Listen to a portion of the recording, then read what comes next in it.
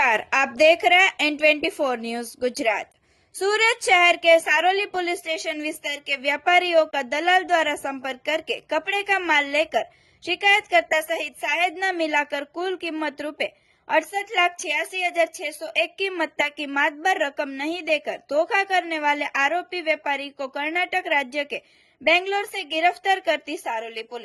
Police commissioner Shri Anupam Singh Gahlot साहेब तथा खास पुलिस कमिश्नर श्री सेक्टर 1 साहेब तथा नायब पुलिस कमिश्नर श्री जोन 1 साहेब तथा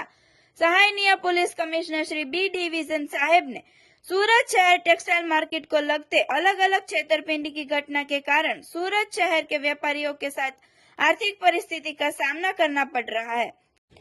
जिससे सूरत शहर तथा अन्य राज्य में से सूरत शहर के व्यापारियों के साथ हो रही व्यापारिक छेतरपिंडी में अंगत रस लेकर प्रवृत्ति के साथ जुड़े इस्मों को पकड़ने के लिए दी गई सूचना के आधार पर सारोली पुलिस स्टेशन के पुलिस इंस्पेक्टर SR वेकरिया साहेब ने ऐसी घटनाओं में तुरंत कार्रवाई करने के लिए दिए गए मार्गदर्शन के तहत इपिको कलम 409, 420, 114 मुजब के अपराध के आरोपियों को पकड़ने के लिए PSI SB नकुम साहेब तथा स्टाफ के साथ वर्कआउट में थे। उस दौरान अपराध के काम में टेक्निकल वर्कआउट और ह्यूमन सोर्सेज के आधार पर आरोपियों में से आरोपी विष्णु राम प्रसाद श्रृंखला हाल कर्नाटक राज्य के बेंगलोर शहर में होने की चौक्कस माहिती मिलते